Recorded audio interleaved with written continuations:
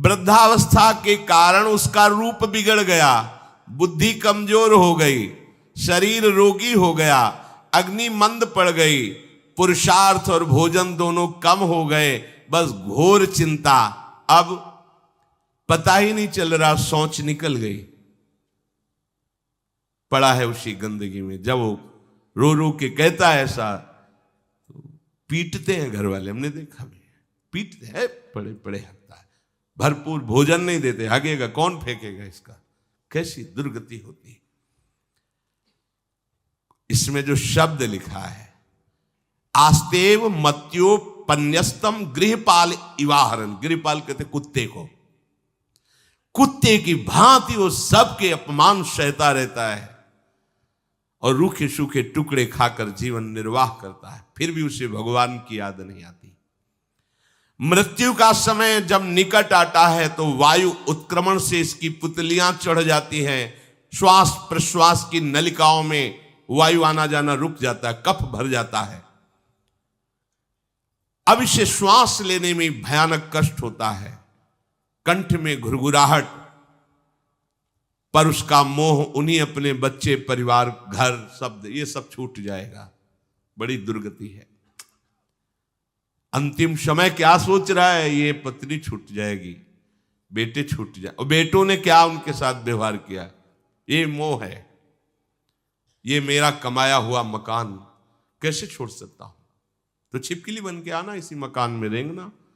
पक्का आपका अंतिम फाइनल आपका चिंतन होता है, आपका चिंतन वही बनेगा जो जीवन भर आपने किया, उसके परिणाम में बंधु बांधव आकर घेर लेते और मनाने लगते हैं कि अब जल्दी मर जाए, भगवान उठा लें इसे। मृत्यु पाश के वशीभूत महान कष्ट को भोगता हुआ अपने परिवार का चिंतन करता है। वो मूड ये भी नहीं सोच पा रहा कि अगर अंतिम समय कृष्ण बोल दूं, राधा बोल दूं तो काम बन जाए। कुटुंब का भरण पोषण और मोह में लगा हुआ यमराज के दूत आते हैं, मार मार के उसके प्राणों को खींचते हैं। वो तो मार वही जानता है जिस पे पड़ती है, पर सोचता कौन है, विवेक है नहीं, इसलिए सोच काम नहीं करती। भयंकर रोष युक्त नेत्र वाले, जिनके देखने से पेशाब छूट जाए, तभी तो आप देखो मरने वाले का शौच और लघु शंका सब छूट जाती है, देखने मात्र से, इतने वो भयानक है। वो देखकर भय के कारण मलमूत्र त्याग कर देता है। सा दृष्ट्वा त्रस्त हृदय स्रकन मूत्रम विमुंचति, इतना भयावह स्वरूप होता है उनकी घुड़क, और उनकी मार की टट्टी पेशाब सब छोड़ देता है। यमदूत उसे भयंकर यातना देते हुए प्राण खींचते हैं। अब ये तो वही जानता है जिसके खींचते हैं। बाहर वाले सब घेरे बैठे हैं, कोई एक बार भी नाम नहीं बोला। अगर एक बार बोल देता राधा तो भाग जाते यमदूत और वो बच जाता। पर यह सौभाग्य तो जिसने जीवन में धर्म किया है, कहीं ना कहीं भगवद आश्रय लिया, उसको ये मिलता है। जैसे कोई घोर अपराधी को सिपाही बांधकर ले जाते हैं, उसी प्रकार रस्सी में बांधकर बलात् उसको यमलोक की लंबी यात्रा कराती है। रास्ते में पिटाई, घुड़कियां, उसे प्यास लगती, पानी नहीं दिया जाता, तपती हुई भूमि पर चलाया जाता है, कुत्ते नोचते हैं, व्याकुल हो उठता है, भूख प्यास उसे बेचैन कर दी। पर यहां किसी की भूख नहीं मिटाई तो तुम्हें रास्ते में भोजन नहीं मिलेगा, यहां कभी किसी को पानी नहीं पिलाया तो एक बूंद पानी नहीं मिलेगा तुम्हें। यह कर्म भूमि है। दावानल जैसी दहकती हुई भूमि पर उसे चलाया जाता है। तप्त बालुका में मार्ग में जब एक पग भी आगे बढ़ने की सामर्थ्य नहीं होती, मूर्छा जाती है, मार मार के उसे चेतना में लाते हैं यमदूत, फिर घसीटते हैं। महान दुख में अंधेरे मार्ग से अत्यंत क्रूर यमदूत उसे यमपुरी को ले जाते हैं। कितना मार्ग? 99,000 योजन मृत्यु लोक से। यह ऐसे नहीं कि कोई गप लिखी हुई है, नहीं नहीं।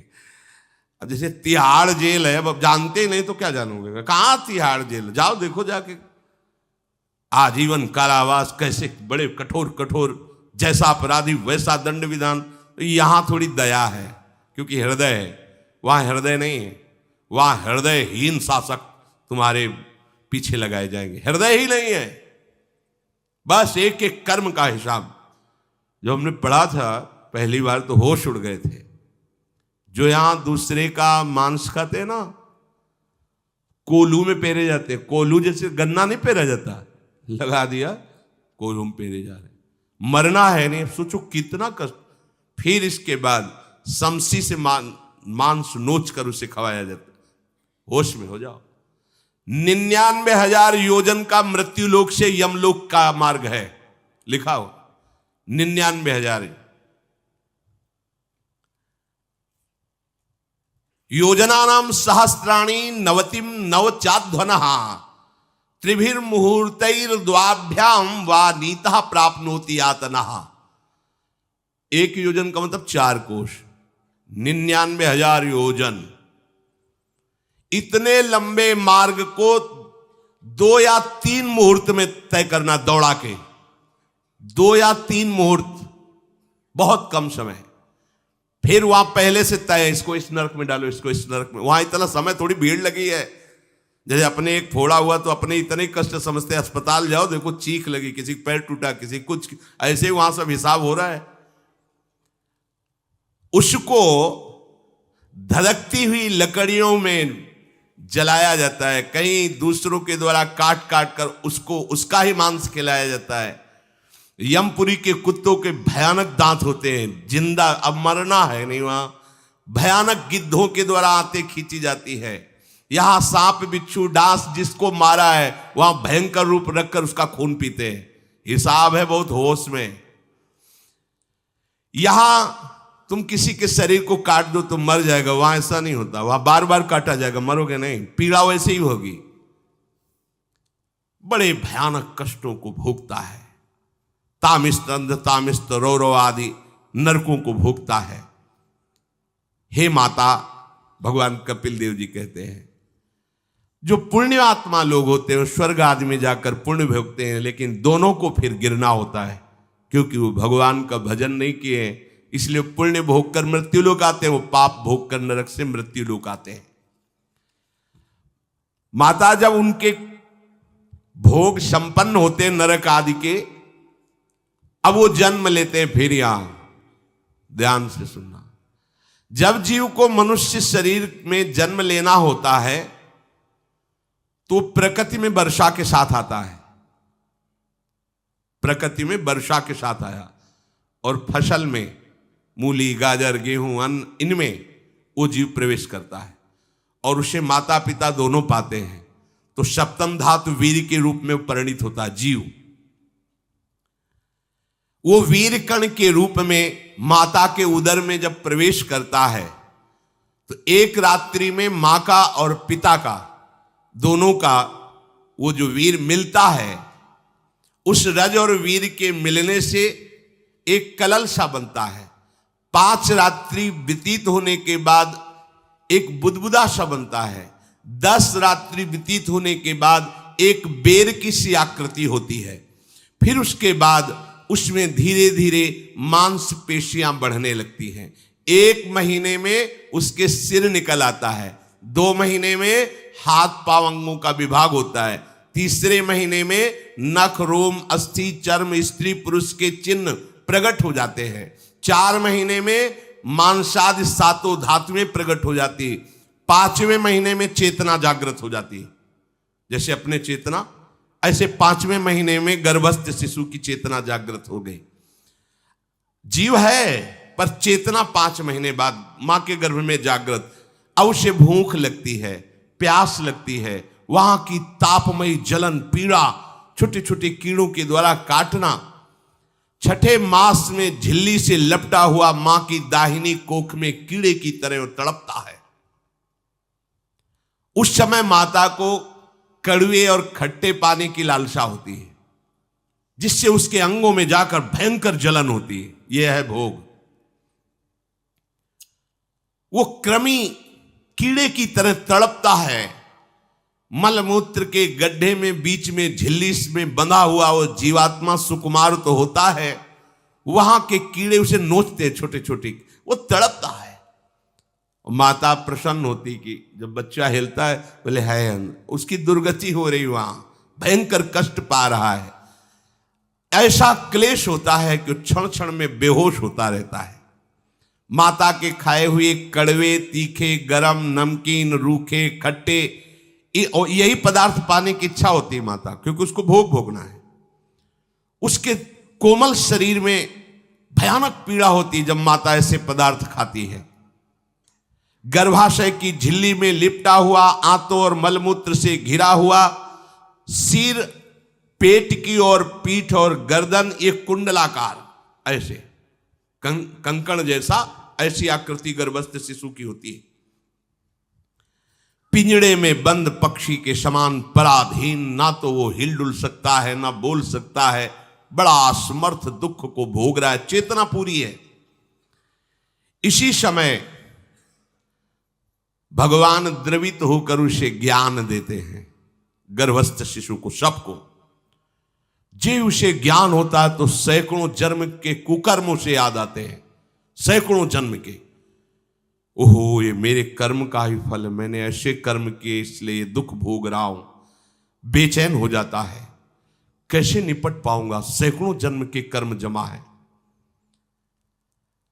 अब महान अशांति उसके हृदय में, उस शरीर में भयंकर पीड़ा। कुंडलाकार शरीर है, हिल भी नहीं सकता है, बस कीड़े काटते, बड़ी तड़पन, बड़ी जलन, भूख प्यास की जलन। अब एक और भयानक जलन हुई, उसे स्मरण हो जाता है कई जन्मों के, सैकड़ों जन्मों के पाप कर्मों का। 7वां महीना आरंभ हुआ कि ज्ञान का उन्मेष हो गया। अब प्रसूति वायु उसे चला रही है, तड़पता है वो। सप्त धातु में स्थूल शरीर से बंधा हुआ वो जीव भयभीत होकर के पुकारता है, अगर कोई भगवान है तो एक बार मुझे यहां से निकाल दे। वो विनय करता है भगवान से, कोई अगर भगवान है जिसने मुझे इस बंधन में डाला है, एक बार निकाल दे, यहां से जाके केवल भजन करूंगा।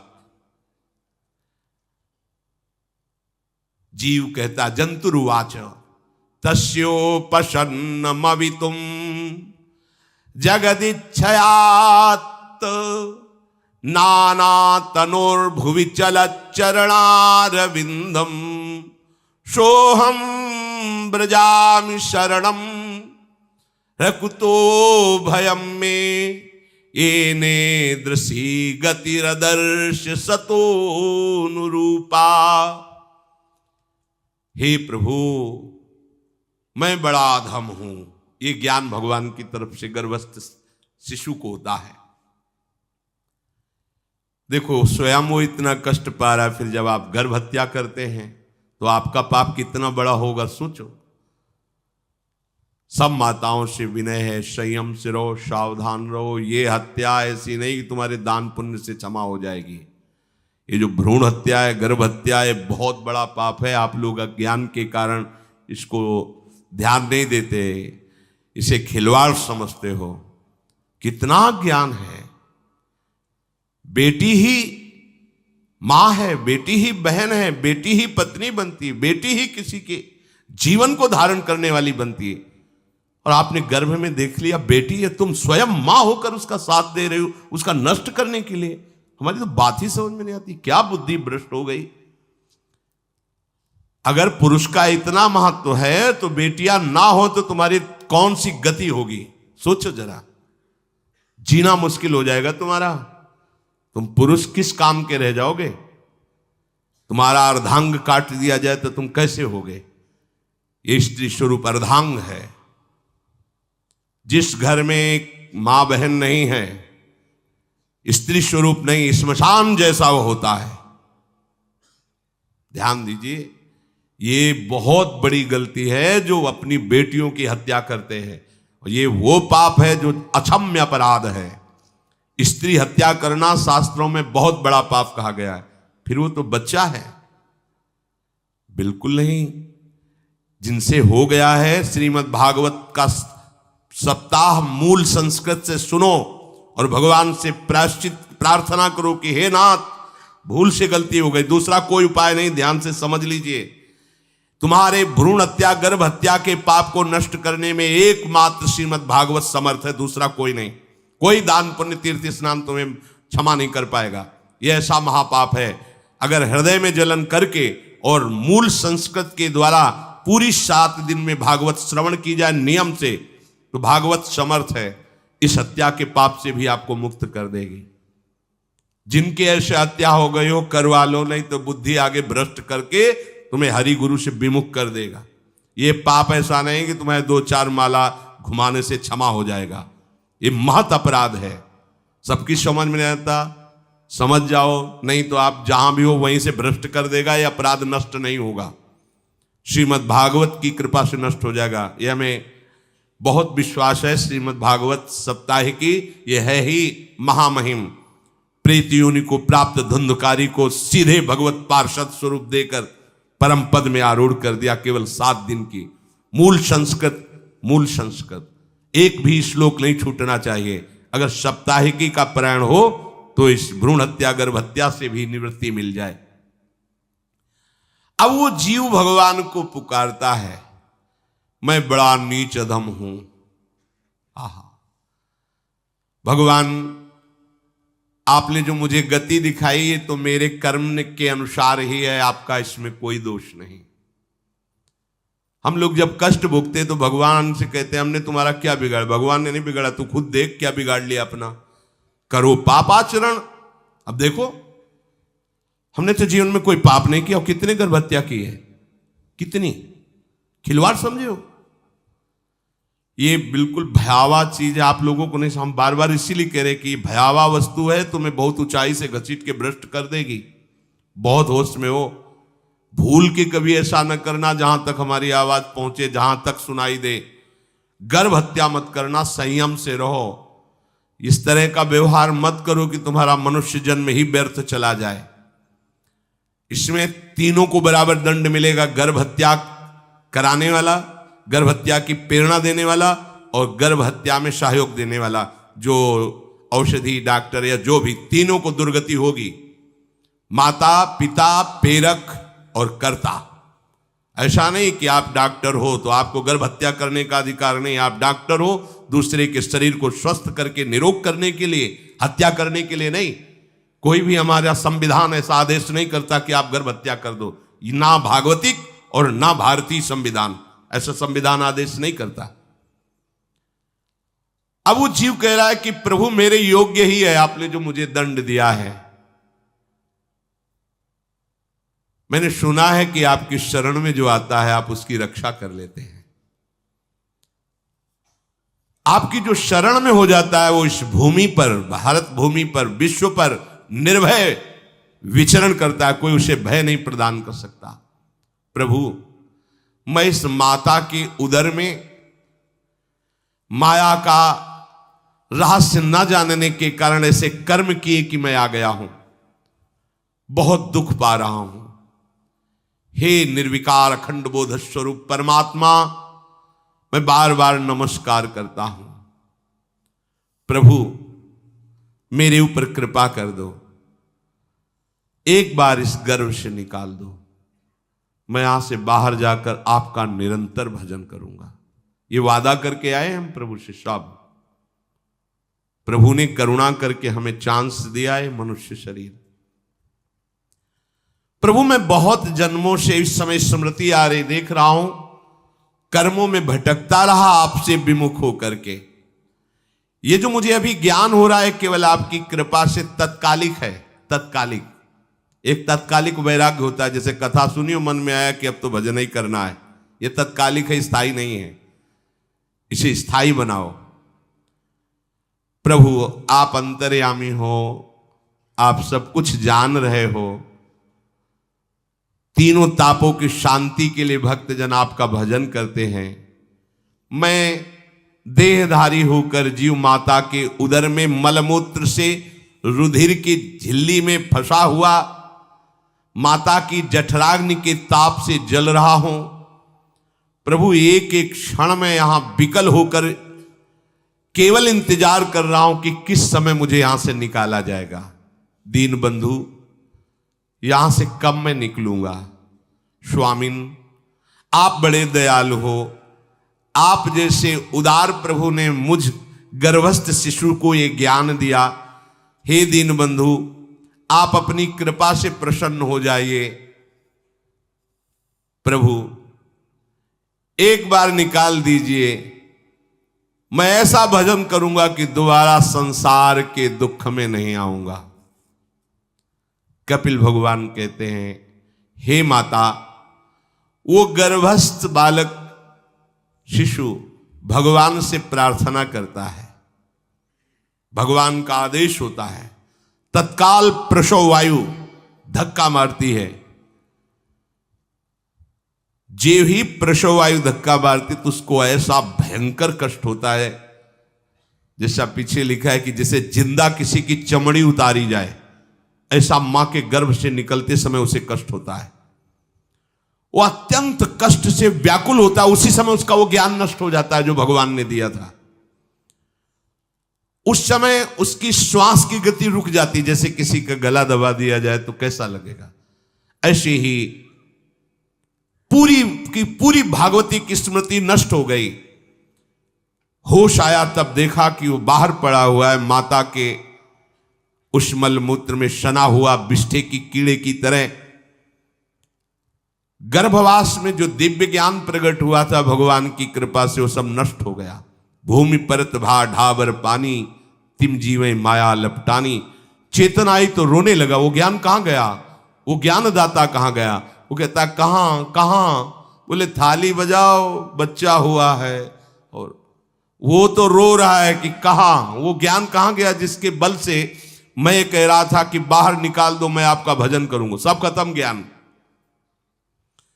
जो लोग उसका अभिप्राय नहीं समझते, वो उत्सव मनाते हैं, बालक हुआ है, वो रो रहा है, वो कहां गया ज्ञान? कहां कहां कहां?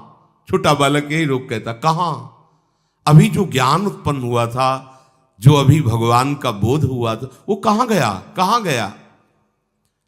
घर परिवार के लोग उसका पालन पोषण करते रहते हैं, उसमें कोई निषेध करने की शक्ति नहीं हो रही। मच्छर काट रहा है, दुख हो रहा है, हटा नहीं सकता बालक।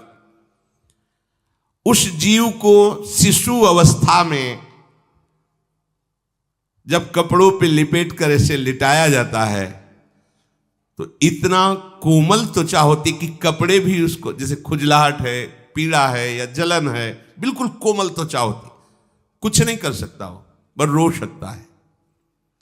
ना खुजलाने की, ना करवट बदलने की, ना उठने की कोई सामर्थ्य नहीं। बड़ा कष्ट पाता है बाल्यावस्था में, क्योंकि त्वचा बड़ी कोमल होती, दास मच्छर आदि जीव उसको काटते हैं। गर्भावस्था का कोई ज्ञान नहीं रहा, सिर्फ रोना ही रोना रह रहा। इस प्रकार उसकी बाल्यावस्था कटी, कौमार अवस्था आई, पौगंड अवस्था, इनमें वो खिलवाड़ में फंस गया। जैसे जैसे बड़ा होता जाता, चेतना, गुनगुना, ये कार, ये प्लास्टिक के ऐसे उनमें मगन है। देखो ना छोटे बच्चों को, अज्ञानवश इसकी ये अवस्था कट गई। बड़े भाग्यशाली ऐसे भी बच्चे हैं जो तुतला के बोलते, उनकी मैया कहती राधा बोलो, राधा।